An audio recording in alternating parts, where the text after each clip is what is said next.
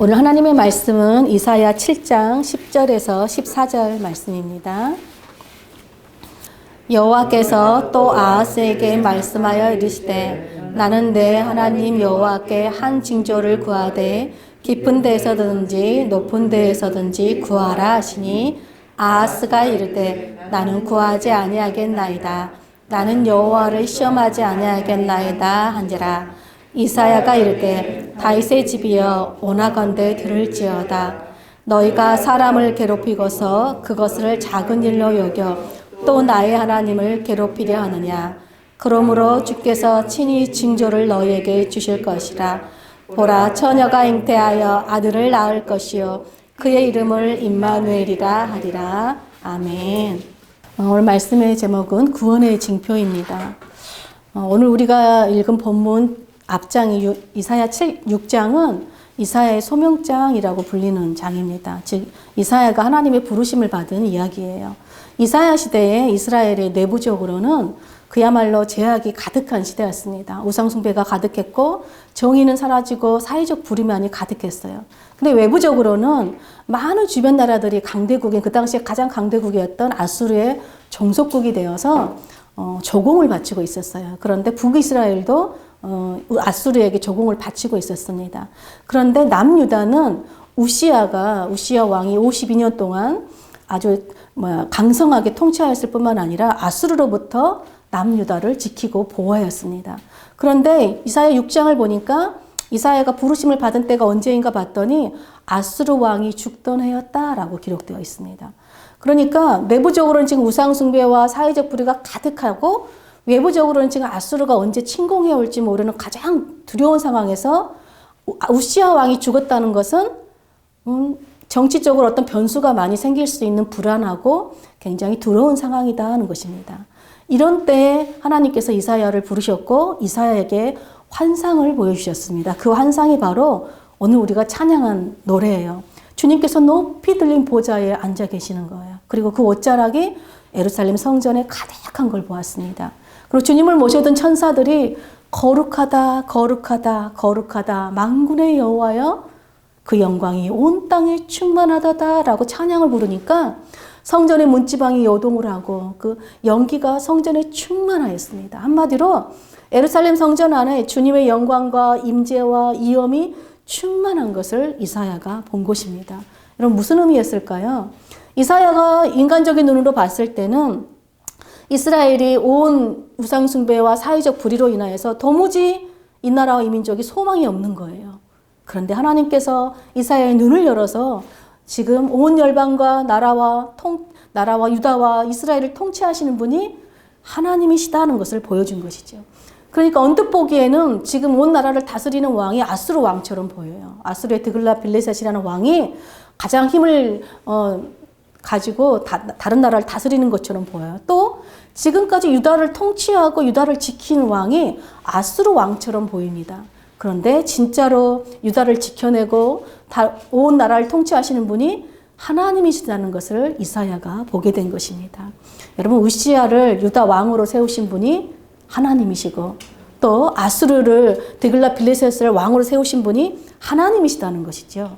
그래서 지금 우시야 왕이 죽었다고 해서 두려워할 필요도 없을 뿐더러 아수르의 그 왕들이 남유다를 설령 침공해 올지라도 두려워할 필요가 없다는 거예요. 왜냐하면 모든 주권을 가진 하나님께서 지금 유다와 자기 백성들과 함께 계시기 때문이라는 것입니다. 그러면서 오늘 본문 7장은 그 죽은 우시야의 손자인 아하스 왕의 이야기입니다. 7장의 앞부분은 우리가 읽지 않았지만 간략하게 살펴보면 이렇습니다. 아하스가 남유다의 왕이 되었을 때 그 강대국인 아수르 내부에 어떤 분란이 일어났다, 반란이 일어났다는 소문이 퍼지기 시작했습니다. 한마디로 그 강대국 안에 어떤 혼란이 틈탄 것이죠, 내부적으로. 그러자 주변 나라들이 이때 우리가 독립할 수 있는 좋은 기회다라고 생각하고 서로 동맹을 맺기 시작했어요. 그래서 이때 북이스라엘 왕과 아람 왕이 서로 동맹을 맺었습니다. 그런 다음에 이 남유다의 아하스 왕에게도 너도 우리 동맹에 들어와라. 우리 같이 동맹을 맺자라고 했습니다. 근데 아하스 왕이 아무리 계산을 해봐도 이 아수르 왕이 여전히 강한 거예요. 우리가 동맹을 함께 맺어 싸워도 아수르를 이길 수 없을 것 같은 거예요. 그래서 그 동맹을 제안을 거절합니다. 그러자 이 북이스라엘과 아람 왕이 너무 화가 난 거예요. 동맹을 맺자고 했더니 거절하니까 화가 나서 연합군을 형성해서 예루살렘을 침공해 올라오기 시작하였습니다. 처음에 남유다는 아수르만 잘 대비하면 된다고 생각했는데 갑자기 예기치 못한 지금 위기를 만난 것이죠. 그래서 7장 2절에 보니까 유다 왕과 모든 백성들이 동맹한 연합군으로 인해서 숲이 바람에 흔들림 같이 흔들렸다라고 기록해요. 즉 너무 무서워서 벌벌벌 떨었다는 것을 지금 시적으로 표현한 것입니다. 이 아람 왕 의시는 유다의 가장 남쪽 항구 도시인 엘랏 지역을 빼앗았어요. 그리고 엘랏 지역에 살고 있던 남유다 백성들을 다 쫓아내고 거기에 거주하고 있었어요. 그러니까 우리나라로 치면 부산 지역을 빼앗긴 거예요. 지금 남유다가. 그러니까 이 연합군이 언제든지 수도 예루살렘으로 와서 침공할 수 있는 그런 상황이기 때문에 지금 아하스와 남유다 백성들은 너무 두려운 상황입니다. 근데 1절에 보니까 그들이 예루살렘을 쳤지만 능히 이기지 못하였다라고 기록해요. 즉 아람과 북이스라엘이 아무리 힘을 합쳐도 예루살렘을 무너뜨리지 못했다는 것입니다. 여러분 수적으로 보면 연합군이 굉장히 우세한 상황이에요. 그리고 지금 남유다는 전투력도 없어요. 너무 무서워서 우리는 지금 싸워도 이길 수가 없다라는 두려움 때문에 지금 벌벌벌 떨고 있는 상황이기 때문에 지금 전투력이 뛰어난 것도 아니에요. 그럼 어떻게 예루살렘 성을 지켜낼 수 있었을까요? 바로 하나님께서 지켜주신 것이지요. 연합군의 침공으로 인해서 아하스와 백성들이 너무 두려워 떨고 있을 그때에 하나님께서 이사야 선지자를 아하스 왕에게 보냈어요. 우리 7장 3절 4절을 한번 읽어보겠습니다. 그때 여호와께서 이사야에게 이르시되 너와 내 아들 스알야숲은 임모 수도 끝 세탁자의 밭 큰 길에 나가서 아하스를 만나 그에게 이르기를 너는 삼가며 조용하라. 르신과 아람과 르말리아의 아들이 심히 노할지라도 이들은 연기나는 두 부지깽이 그루터기에 불과하니 두려워하지 말며 낙심하지 말라. 하나님이 이사야 선지자만 보낸 것이 아니라 여러분 그의 아들 스알야숲도 함께 보냈다라고 돼 있어요. 근데 보내면서 하신 말씀이 아람과 북이스라엘이 연합군으로 너희를 공격할지라도 그들은 연기만 내는 부지깽이다 라고 말씀하세요. 여러분 혹시 불을 지펴보신 적 있으세요? 없어요? 아, 그렇군요. 저는 시골에서 자라서 늘 불을 지펴본 적이 있습니다. 불씨를 붙이면 불이 잘 타오를 때가 있는데 어떨 때는 연기만 계속 나고 꺼져버려요. 그거는 불이 붙지 않는 것이지요. 마찬가지라는 거예요. 두 연합군이 지금 아무리 강하게 용맹스럽게 지금 예루살렘을 침공해 올지라도 아무리 붙이려고 해도 붙일 수 없는 불처럼 꺼져버리는 불처럼 결코 유다를 해할 수 없다고 지금 하나님께서 역시 시적으로 지금 표현하고 있는 것입니다. 그래서 하나님께서 그러니 너희는 두려워하지도 말고 낙심하지도 말고 잠잠히 하나님의 구원을 기다리라. 즉 너희와 함께 하시는 그 구원의 하나님을 굳게 믿고 붙잡으라고 말씀하시는 거예요. 그러면서 연합군인 아람과 북이스라엘이 왜 예루살렘을 무너뜨릴 수 없는지 그 이유를 알려주세요. 우리 5절부터 7절까지도 한번 읽어보겠습니다. 아람과 에브라임과 르말리아의 아들이 악한 꾀로 너를 대적하여 이르기를 우리가 올라가 유다를 쳐서 그것을 쓰러뜨리고 우리를 위하여 그것을 무너뜨리고 다브엘의 아들을 그 중에 세워 왕으로 삼자 하였으나 주 여호와의 말씀이 그 일은 서지 못하며 이루어지지 못하리라. 여러분 연합군이 동맹을 맺어서 아하스를 제거한 후에 다브엘의 아들을 유다의 왕으로 세우려고 계획을 세웠어요. 이 다브엘의 뜻은요 멍청이란 뜻이에요. 무슨 말이냐면요 그러니까 아주 무능한 사람을 그야말로 요즘 말로 하면 허수아비아처럼 암 같은 사람을 세워서 유다의 왕으로 세워서 자기들 마음대로 좌지우지 하려고 계획을 세운 것이지요. 근데 하나님께서 뭐라고 말씀하세요? 이들의 계획은 서지 못하고 절대 이루어지지 못할 것이라고 분명하게 말씀하세요. 여러분 이들의 계획이 왜 서지 못하고 이루어지지 못할까요? 바로 다윗 언약 때문에 그렇습니다. 하나님께서는 다윗과 언약을 맺으시고 내가 다윗 집안을 통해서 영원히 하나님의 백성을 통치하겠다라고 약속하셨어요. 즉 다윗의 왕위가 영원히 보존되고 절대 끊어지지 않도록 견고하게 세워주시겠다고 하나님이 약속하셨기 때문이에요. 그러니까 이 침략자들은 다윗의 후손을 끊으려고 하고 있어요. 다윗의 후손을 끊으려고 한다는 것은 바로 하나님의 언약, 신실하심에 대해서 지금 대적하는 행위인 것이죠. 여러분, 왕을 세우고 패하는 주권이 누구에게 있을까요? 하나님의 주권이에요. 우리가 세우는 것 같지만 하나님이 왕을 세우고 패하시는 분이 바로 하나님의 주권입니다. 그러므로 이 침략자들은요, 하나님의 주권에 정면으로 도전하는 악을 행할 뿐만 아니라 하나님의 신실하심에 대해서도 그 언약을 파하려고 하는 악을 행하고 있는 것입니다. 그러니까 아람과 북이스라엘은 아하스를 향해서 지금 전쟁을 걸어오는 것이 아니라 누구에게 지금 전쟁을 걸어오는 것이죠? 하나님께 지금 싸움을 걸어오고 있는 것입니다. 여러분, 때로는 우리가 무엇을 막 잘해서 막 믿음이 좋아서 하나님께서 축복을 하시는 것이 아닐 때가 있어요. 무슨 말일까요? 지금 아하스 왕이요, 믿음 좋아서 하나님 잘 섬겨서 하나님께서 지금 유다를 지켜주시는 것이 아니에요. 아하스와 지금 남유다 백성들은요, 하나님께 축복을 받을 만한 어떤 일을 하고 있지 않아요. 오히려 우상 숭배와 불의를 저지르고 있습니다. 근데 하나님께서 그저 아하스가 다윗 집안의 사람이라는 이유 때문에, 그리고 이 아하스보다 이 원수들이, 아하스를 죽이려는 이 원수들이 하나님을 대적하는 악을 행하기 때문에 은혜를 베풀고 있다는 것입니다. 이 은혜를 베푸는 중심에 바로 다윗 언약, 하나님의 언약이 있습니다. 하나님은 언약에 신실하신 분이시기 때문에 말씀하신 하나님의 그 자신 때문에, 말씀하신 그 말씀 때문에 끝까지 유다를 위해 싸우시는 것입니다. 그러므로 여러분은 어려움이 올 때마다 우리가 하나님의 신실하심을 믿을 것인가, 아니면 인간의 방법을 사용하실 것인가, 늘 우리는 선택하게 되어 있어요. 그래서 9절 끝에 보면 하나님께서 만일 너희가 굳게 믿지 아니하면 너희는 굳게 서지 못하리라 라고 말씀하세요. 두 연합군의 계획이 아주 치밀하고 이들이 강할지라도 굳게 서지 못하고 이루어지지 못하는 이유는 뭐냐면요, 이들이 하나님을 믿지 않고 자신의 힘과 자신들의 인간적인 방법을 지금 굳게 믿고 있기 때문이라는 것입니다. 그래서 하나님께서 아하스에게 너는 하나님을 굳게 믿으면 아무리 적들이 강할지라도 내가 너를 굳게 세워줄 것이니 두려워하지 말라라고 지금 말씀하고 있는 거예요. 그러면서 다시 한번 하나님의 언약의 말씀을, 구원의 말씀을 붙잡으라고 말씀하시는 것입니다. 여러분, 너무 사시나무 떨리듯이 두려울 때 하나님께서 내가 너와 함께하니 두려워하지 말아라, 낙심하지 말아라, 너는 나만 믿고 신뢰해, 나는 하나님의 음성을 듣는다면 여러분 얼마나 힘이 되고 든든하겠습니까? 그런데 하나님께서 아하스에게 내가 너와 함께하니 두려워하지 말아라, 아무리 연합군이 너희를 함락하려고 해도 너희는 결코 무너지지 않아 말씀하시면서 거기에 한 가지를 더 말씀하셨어요. 그게 무슨 말씀인가 보니까 우리 10절 11절도 함께 보겠습니다.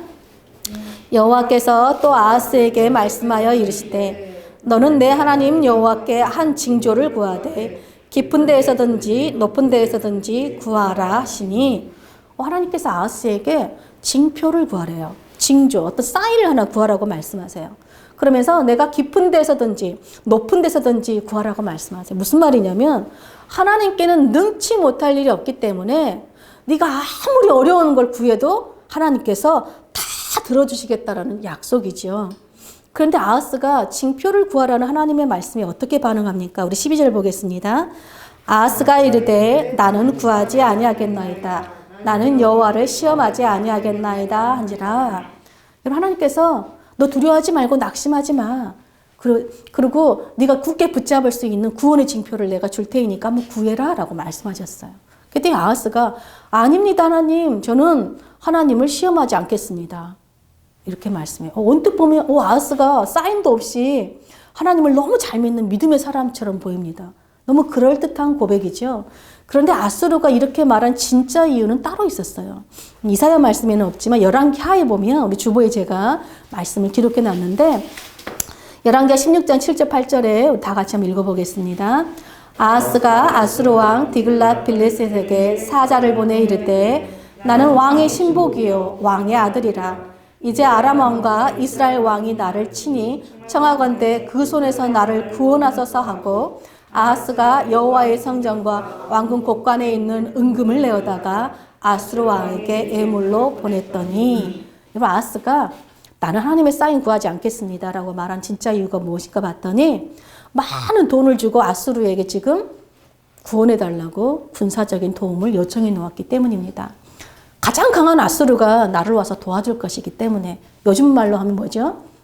나는 아수르 왕과 깐부 먹었어. 그렇기 때문에 나는 하나님 사인 같은 거 필요 없다라고 지금 말하는 거예요. 하나님보다 다른 것을 지금 믿고 있는 것이죠.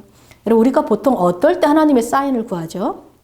내가 하나님의 음성을 제대로 들었는지 확증받고 싶을 때, 또는 하나님의 말씀을 듣고 순종을 하고 싶은데 여전히 두려울 때 우리는 하나님께 사인을 구하죠. 그런데 신약 성경을 보면 예수님께 뭐 표적을 보여달라 계속해서 사인을 구하는 자들을 믿음이 없는 자들로 표현하고 있어요. 그런데 오늘 이사야서 말씀을 보면 하나님께서는 오히려 표적을 구하라 그러고 또 표적을 구하는 사람을 믿음의 사람이라고 표현하고 있습니다. 여러분, 같은 성경인데 왜 이런 차이가 있을까요? 이사야 38장에 가면 이 아하스의 아들인 히스기야 왕의 이야기가 나옵니다. 히스기야 왕이요, 죽을 병에 걸리자 하나님 앞에 간절히 눈물로 기도해요. 그래야 하나님께서 이사야 선지자를 보내셔서 내가 너의 기도와 눈물을 보았다. 그래서 내가 너를 15년 더 살게 해주고 내가 아수르의 왕으로부터 너를 구원할 뿐만 아니라 내가 이 성을 보호하겠다라고 약속하셨어요. 이때 히스기야 왕이 징표를 구해요. 하나님, 내 병이 낫겠다고 말씀하셨고 또 이 성과 아수르로부터 우리를 구원하겠다는 하나님의 그 말씀이 진짜라면 구원의 징표를 보여달라고 요구합니다. 그래서 해 그림자 10도를 앞으로 가게 하는 건 쉬운 일이니까 해 그림자 10도를 뒤로 물러가게 해주십시오 라고 요청해요. 그저 하나님께서 해 그림자 10도를 뒤로 물러가게 하셨습니다. 여러분, 히스기야는 하나님의 표적을 보고 하나님을 믿는 믿음이 굳게 서요. 그래서 아수르의 사내립이 드디어 히스기야와 유다를 쳐들어 올라올 때 히스기야가 가장 먼저 하는 행동이 뭐냐면 성전에 올라가요. 하나님께 간절히 하나님을 붙잡아요. 그런 다음에 이사야 선지자에게 대신들을 보내서 이사야 선지자가 이렇게 기도하라고 말합니다. 여러분, 히스기야는 구원의 징표를 이미 가지고 있어요. 하나님께서 이미 해시계를 뒤로 물러간 걸 보여주셨기 때문에 아수르로부터 자신을 구원할 수 있다는 하나님의 약속을 굳게 믿고 하나님을 굳게 지금 붙잡았던 것입니다. 이렇듯 이사야에서는 하나님께 사인을 구하고 또 하나님께 사인을 보여주는 것을 바로 믿음의 행위로 표현하고 있어요. 여러분, 하나님은요, 너는 왜 믿음이 없이 자꾸 나한테 사인을 구하니? 라고 말씀하시는 분이 아니에요. 하나님의 약속을 더 굳게 믿기 위해서 또 하나님의 뜻에 순종하기 위해서 사인을 구하는 자들에게 하나님께서 내가 너와 함께 한다는 것을 보여주시는 것이 바로 사인이죠. 징조예요. 여러분, 그래서 하나님께서 출애굽을 할 때 수많은 기적들을 보여주신 것도 내가 너희와 함께하고 있단다라는 걸 계속해서 말씀해 주시는 거예요. 또 성막을 짓게 하신 것, 성전을 짓게 하신 이유도 내가 너희와 함께하고 있으니 너희는 두려워하지 말라는 메시지를 주시기 위해서 하나님이 보여주신 상징적인 표적들인 것입니다. 그런데 여러분, 예수님께 표적을 구하고 예수님께 징조를 구한 사람들은요, 예수님이 베푼 기적은 믿었어요. 근데 기적을 행하신 예수님이 하나님이심을 믿지는 않은 거예요. 그러니까 계속해서 너는 기적을 통해서 하나님이심을 증명하라고 지금 말하는 것이죠. 즉 예수님을 시험하고 있는 것이죠. 여러분, 징조는요, 믿음을 내 믿는 믿음을 더 굳게 붙잡기 위해서 우리가 구하는 것이지 어떤 징표, 표적만을 구하는 것은 하나님을 시험하는 행위인 것입니다. 그러면 여러분, 우리가 두려울 때마다 또 우리가 믿음이 흔들릴 때마다 하나님께 그 믿음에 굳게 설 수 있는 방법 중에 하나가 바로 하나님께 사인을 구하는 거예요. 여러분, 사인을 구했을 때 하나님이 그 사인에 응답해 주시잖아요. 그럼 우리와 함께 하시는 그 하나님을 믿는 믿음에 굳게 서서 여러분, 흔들리지 않고 온전히 하나님 말씀에 순종할 수 있기 때문에 그렇습니다. 우리 부부도 예수전도단이라는 그 선교단체에서 훈련을 다 마치고 이제 선교사로 이제 갈 준비를 하고 있는데 이제 남편이 영화를 내려놓은 상태였었어요. 하나님 앞에 하나님, 우리 모든 걸 내려놓겠습니다라고 했는데 하나님께서 다시 영화를 하라는 마음을 주셨어요. 그래서 우리는 다시 하나님의 음성을 듣는 시간이 필요했어요. 그때 우리도 하나님께 사인을 구했죠. 하나님, 정말 하나님께서 다시 우리가 포기한 이 영화를 다시 하기를 원하신다면 하나님, 우리가 영화를 위한 기도 모임을 만들어야 되겠습니다. 그런데 우리가 시작하는 건 너무 쉽잖아요. 왜? 우리 사역이니까, 우리가 시작하는 건 쉬우니까 다른 사람, 모르는 사람들이 기도 모임을 우리를 위해서 만약에 만든다면 그건 진짜 하나님이 우리를 정말 새롭게 부르신 그 자리를 알고 우리가 순종하겠습니다 라고 기도했어요. 그리고 3일 후에 제주 열방대학에 있는 한 간사님으로부터 남편에게 전화가 온 거예요. 근데 이 형제님, 이 간사님이 우리 남편에게 말하기를 이렇게 말하는 것이에요. 형제님, 저를 이상하게 생각하지 말아 주십시오. 저도 정말 이해할 수 없는데 하나님께서 제가 기도할 때마다 왜 저에게 성수 형제님과 영화를 위한 기도 모임을 하라고 하시는지 도무지 이해할 수가 없습니다. 그런데 하나님이 기도 때마다 저에게 너무 강하게 부어주시기 때문에 제가 순종하지 않을 수가 없으니 제가 이번 주 토요일부터 영화를 위한 기도 모임을 시작하려고 합니다. 그러니 성수 형제님 부부도 참석해 주십시오라는 전화였습니다. 여러분, 우리 부부는 하나님의 그 사인의 응답에 너무 감격스러웠죠. 그래서 그 간사님 집에서 알지도 못하는 7명이 함께 모여서 첫 기도 모임이 시작되었습니다.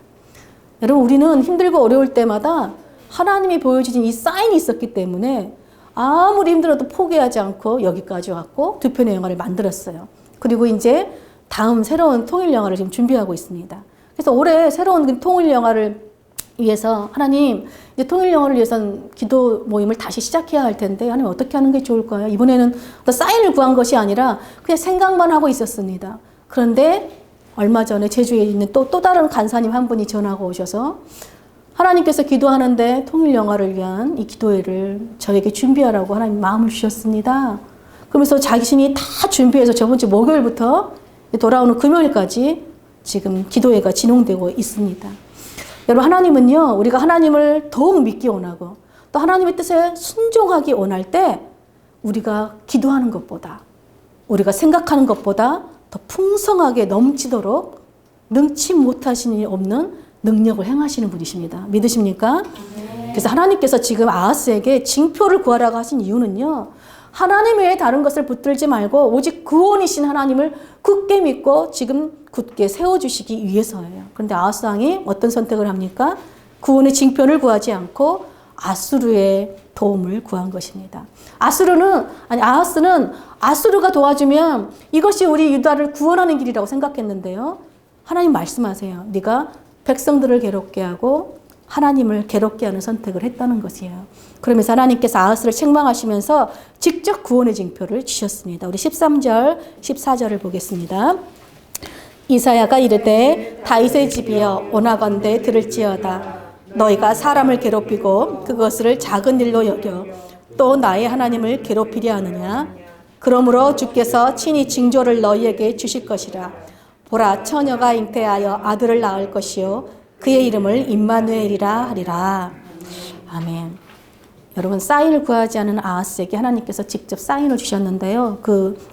주신 그 구원의 징표가 무엇인가 봤더니 처녀가 잉태하여 아들을 낳을 것이래요. 여러분, 처녀가 아들을 낳을 수 있습니까? 이건 있을 수 없는 일이죠. 사람의 능력으로는 행할 수 없는 일입니다. 근데 하나님께는 능치 못한 일이 없기 때문에 하나님이 이렇게 하시겠다는 거예요.